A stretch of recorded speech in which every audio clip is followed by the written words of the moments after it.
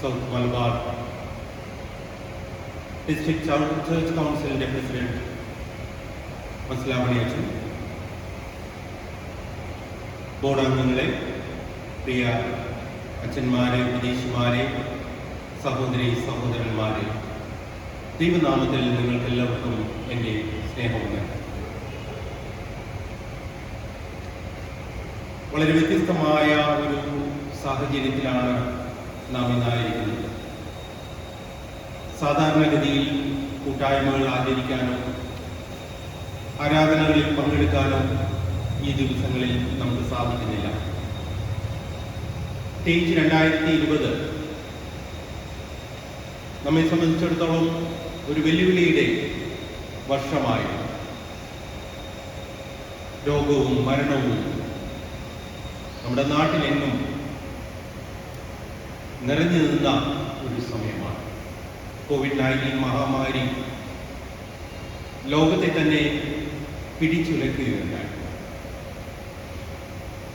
നമ്മുടെ പ്രിയപ്പെട്ടവരായി, നമ്മുടെ അറിവിലും പരിചയത്തിലുമുള്ളവരായി നിരവധി പേര് ഈ ലോകത്തിൽ നിന്ന് എടുക്കപ്പെടുകയുണ്ടായി. പലരും കൊടുന്നനെയാണ് ഈ ലോകത്തിൽ നിന്ന് മാറ്റപ്പെട്ടത്.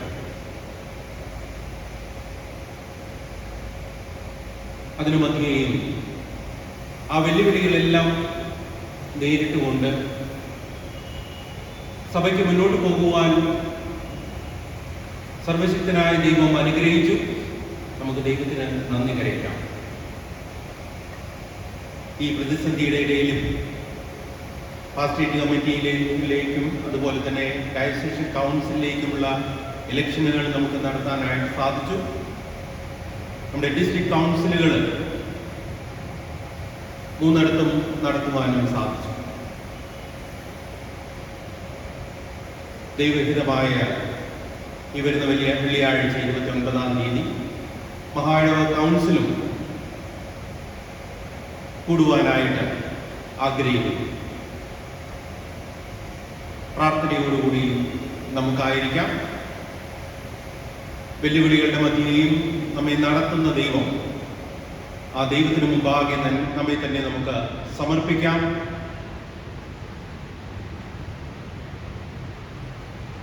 മരണത്തിന്റെ താഴ്വരയിലൂടെ നടക്കുമ്പോഴും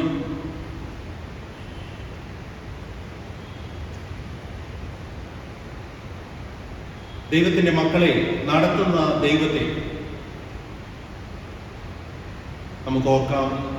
ആ ദൈവം മുമ്പാകെ നമ്മെ ഓരോരുത്തരെയും സമർപ്പിക്കുകയും ചെയ്യാം. കമ്മിറ്റികളും കൗൺസിലുകളും എന്ന് പറയുമ്പോൾ അത് അധികാരവുമായിട്ട് ബന്ധപ്പെട്ട ഒന്നാണ്. അധികാരം നന്മയാണോ അതോ തിന്മയാണോ? പൊതുവായുള്ള ചിന്ത എന്ന് പറയുന്നത് അധികാരത്തിൽ വരിക എന്നത് എന്തോ തിന്മ ചെയ്യുന്നത് പോലെയാണ്. അതുകൊണ്ടാണ് സഭയ്ക്കകത്തുള്ള ബഹുഭൂരിപക്ഷം പേരും സഭയുടെ നേതൃത്വത്തിലേക്ക് വരാൻ ഇന്ന് തയ്യാറാകുന്നില്ല. പല സഭകളിലും പാസ്റ്റേറ്റ് കമ്മിറ്റിയിലേക്ക് തിരഞ്ഞെടുക്കപ്പെടാൻ അല്ലെങ്കിൽ ആ സ്ഥാനത്തേക്ക് വരാൻ പലരും മടി കാണിക്കും. എന്തോ തെറ്റ് ചെയ്യുന്നത് പോലെ.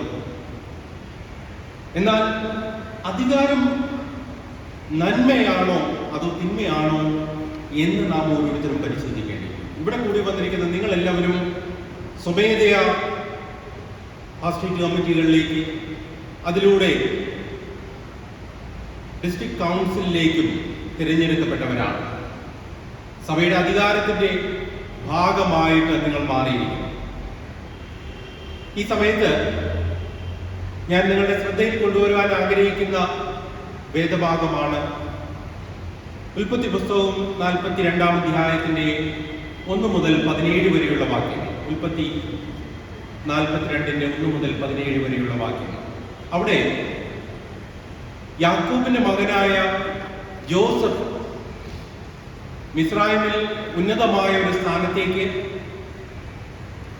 ഉയരുകയും വളരെ പ്രതിസന്ധി നിറഞ്ഞ ഒരു കാലഘട്ടത്തിലൂടെ രാജ്യത്തെ വിജയകരമായിട്ട് നടത്തുകയും ചെയ്യുന്നതിന് സാധിക്കുകയും ചെയ്യും. അതാണ് അവിടെ വിവരിക്കുന്നത്. ആ പ്രദേശമെങ്ങും പുരാതന പശ്ചിമേഷ്യയിലും ഉത്തരാഫ്രിക്കയിലുമുള്ള ദേശങ്ങളിലെങ്ങും കടുത്ത ക്ഷാമം നേരിട്ടുകൊണ്ടിരുന്ന സമയത്ത് ജീവിക്കാൻ ജനങ്ങൾക്ക് മാർഗമില്ലാത്ത ഒരു സന്ദർഭത്തിൽ ബുദ്ധിപൂർവമായ ജോസഫിന്റെ പ്രവർത്തനം മൂലം മിസ്രൈമിൽ മാത്രം ധാന്യത്തിന്റെ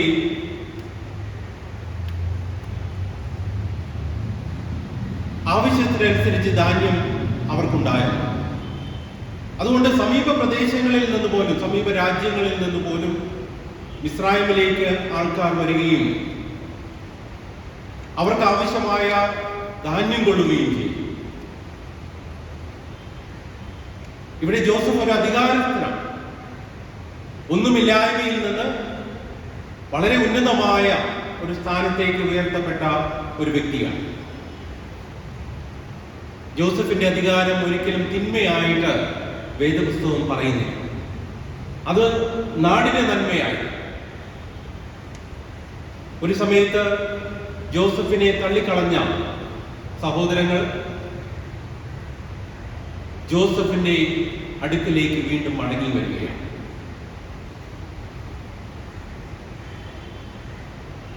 തന്റെ അധികാരം നന്മയ്ക്കായിട്ട് ഉപയോഗിക്കും. നാം പണത്തെക്കുറിച്ച് പറയുമ്പോഴും പണവും തിന്മയായിട്ട് കണക്കാക്കുന്നുണ്ട്. പക്ഷേ ജീവിക്കണമെങ്കിൽ പണം ആവശ്യമാണ്. നാം എങ്ങനെയാണ് പണത്തെ കൈകാര്യം ചെയ്യുന്നത് അതിനനുസരിച്ചിരിക്കും അത് നന്മയോ തിന്മയോ ആയി മാറുന്നത്. അധികാരവും അങ്ങനെ തന്നെയാണ്. അധികാരം കാര്യവിചാരകത്തിന് അവസരം നൽകുന്നു. അധികാരം നിയമാനുസൃതവും അർഹിക്കുന്നതുമാണെങ്കിൽ തീർച്ചയായിട്ടും അത് അനുഗ്രഹമായിരിക്കും, യാതൊരു സംശയവുമില്ല. അധികാരം എന്ന് പറയുമ്പോൾ സ്ഥാനമാനങ്ങളെ കുറിച്ചാണ് പലപ്പോഴും നാം ചിന്തിക്കാറുള്ളത്. കുടുംബത്തിനകത്ത് അധികാര സ്ഥാനങ്ങളില്ലേ? മാതാപിതാക്കൾ, മക്കൾ, ഇൻലോസ്, ഗ്രാൻഡ് പാരന്റ്സ്, ഇവരെല്ലാവരും പലതരത്തിലുള്ള അധികാരങ്ങളുള്ളവരാണ്. അതെങ്ങനെയാണ് ഉപയോഗിക്കുന്നത്? സമൂഹത്തിന്റെയും കുടുംബത്തിന്റെയും നന്മയ്ക്കായിട്ടാണോ തിന്മയ്ക്കായിട്ടാണോ ഉപയോഗിക്കുന്നത് എന്ന് ഓരോരുത്തരും പരിശോധിക്കേണ്ടിയിരിക്കുന്നു. സമൂഹത്തിലാണെങ്കിലും സാമൂഹ്യമായും രാഷ്ട്രീയപരമായിട്ടും അധികാര സ്ഥാനങ്ങളുണ്ട്. സഭയ്ക്കകത്തും തിരഞ്ഞെടുക്കപ്പെട്ടവരുണ്ട്, പുരോഹിതന്മാരുണ്ട്, സാധാരണ ജനങ്ങളുണ്ട്. ഇവരെല്ലാവരും അധികാരമുള്ളവരാണ്.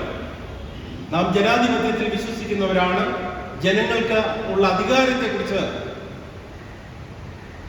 സംസാരിക്കുന്നവരാണ്. നമുക്കെല്ലാവർക്കും നമ്മുടേതായ അധികാരങ്ങളുണ്ട്. ഇവിടെ ഉൽപ്പത്തി പുസ്തകം 41-ാം അധ്യായത്തിന്റെ 15-16 വാക്യങ്ങളിൽ ജോസഫ് എല്ലാ അധികാരത്തിന്റെയും ഉറവിടം ദൈവമാണെന്ന് നമുക്ക് പറഞ്ഞു തരുന്നു. ആ ഉറവിടത്തെ മറന്നുകൊണ്ട് അധികാരത്തെ ഉപയോഗിക്കാനായിട്ട് ശ്രമിക്കുകയാണെങ്കിൽ അവിടെ കാര്യവിചാരകത്തിന് സാധ്യതയില്ലാതെയായിട്ട് പിന്നെ സ്വന്തം ചിന്തയ്ക്കനുസരിച്ച് അധികാരം ഉപയോഗിക്കുകയാണ് ചെയ്യുന്നത്. അവിടെയാണ് അത് തിന്മയായിട്ട് മാറുന്നത്. അതുകൊണ്ട് വന്ന വഴി മറക്കരുത്. അധികാരം നന്മയ്ക്കായിട്ട് ഉപയോഗിക്കുകയാണെങ്കിൽ നമ്മുടെ ജീവിതങ്ങളും നാം കൈയാളുന്ന അധികാരങ്ങളും അധികാരസ്ഥാനവും അനുഗ്രഹമായിട്ട് മാറും എന്നതിന് യാതൊരു സംശയവുമില്ല. ജോസഫ് പറഞ്ഞു തരുന്ന മറ്റൊരു കാര്യം, സ്വന്തം ലാഭത്തിനായിട്ട് ഇതൊരിക്കലും ഉപയോഗിക്കരുത്. അധികാരം ഉപയോഗിക്കുന്നത് മറ്റുള്ളവരുടെ നന്മയ്ക്കായിട്ടാണ്.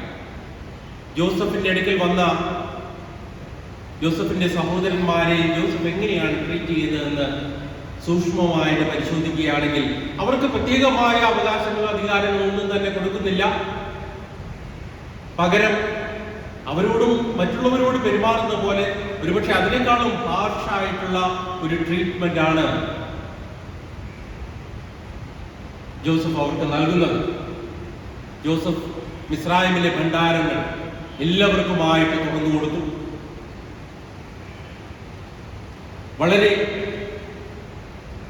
ബുദ്ധിമാനായ ഒരു മാനേജർ. അതാണ് ജോസഫിൽ നമുക്ക് കാണാനായിട്ട് സാധിക്കുന്നത്. മിസ്രയീമിൽ ജോസഫിന്റെ ഭണ്ഡാരത്തിൽ മാത്രമേ ധാന്യങ്ങൾ അന്നുണ്ടായിരുന്നുള്ളൂ. അതുകൊണ്ട് സമീപ പ്രദേശങ്ങളിലുള്ള എല്ലാവരും തന്നെ ആശ്രയിക്കുന്നത് ഈ മിസ്രയീമിലെ ഭണ്ഡാരങ്ങളെയാണ്.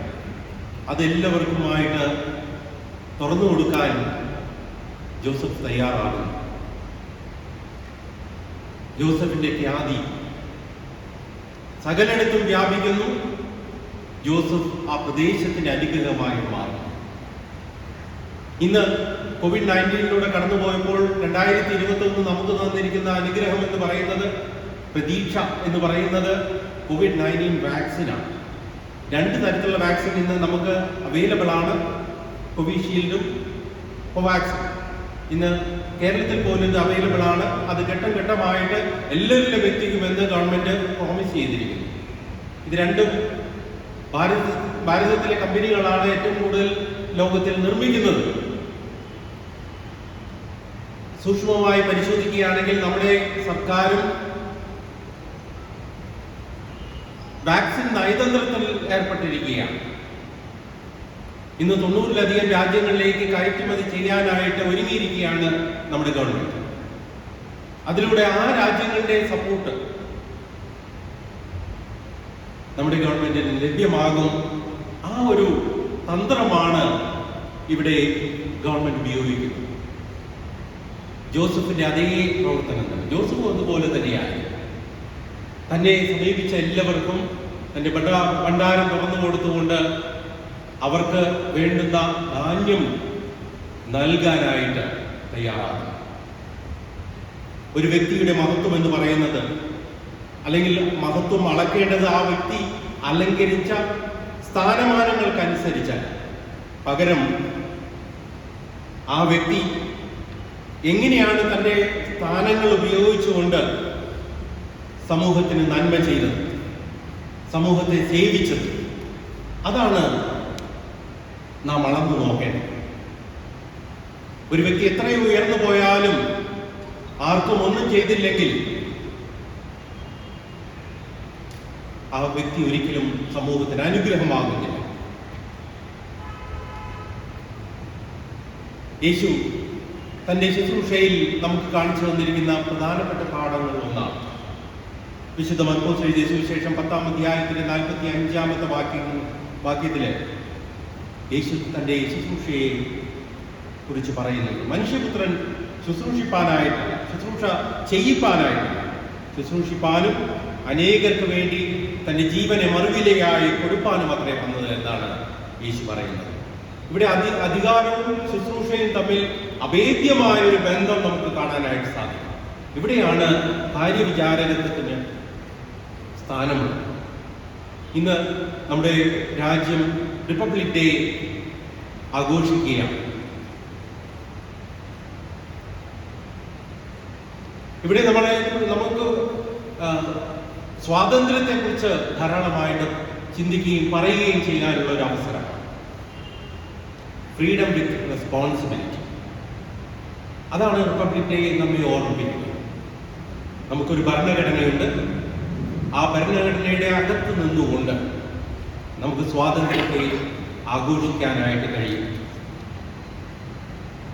ദൈവം നമുക്ക് ഇതുപോലെ അനുഗ്രഹങ്ങൾ നൽകിയിട്ടുണ്ട്, താലന്തുകൾ നൽകിയിട്ടുണ്ട്. അതുവഴി നമുക്ക് ധാരാളം അധികാരങ്ങൾ നമ്മുടെ കുടുംബത്തിനകത്തും നമ്മുടെ സഭയിലും സമൂഹത്തിലും നൽകിയിരിക്കുന്നു. അത് നാം എങ്ങനെ ഉപയോഗിക്കുന്നു എന്നതിനെ അനുസരിച്ചിരിക്കും നമ്മുടെ സേവനങ്ങളെ അളക്കുന്നത്. സമൂഹം അളക്കും, ദൈവവും അളക്കും. ദൈവം നൽകുന്ന താലന്തുകൾക്ക് നല്ല കാര്യവിചാരകരാകുക, അത് ജനത്തിന്റെ നന്മയ്ക്കായിട്ട് ഉപയോഗിക്കുക, നന്മ തിന്മകളെ തിരിച്ചറിഞ്ഞ് നന്മയിൽ നടക്കാനായിട്ട് ശ്രമിക്കുക, നമ്മോട് കൂടെയുള്ളവരെ നന്മയിൽ നടക്കാനായിട്ട് പഠിപ്പിക്കുക, നടത്തുക. ഇതാകട്ടെ നമ്മുടെ ഓരോരുത്തരുടെയും ചിന്ത. ഇന്ന് സൗത്ത് മലബാർ ഡിസ്ട്രിക്ട് കൗൺസിലായിട്ട് ഇവിടെ കൂടി വരുമ്പോൾ നല്ല കാര്യവിചാരകരാകുവാൻ ജോസഫ് നമുക്ക് കാണിച്ചു തന്നിരിക്കുന്ന ആ മാതൃകയനുസരിച്ച് അധികാരം മറ്റുള്ളവർക്ക് അനുഗ്രഹമായിട്ട് മാറ്റുക, അധികാരവും ശുശ്രൂഷയും തമ്മിലുള്ള ബന്ധം മനസ്സിലാക്കിക്കൊണ്ട് ജീവിക്കുക. അത്തരത്തിൽ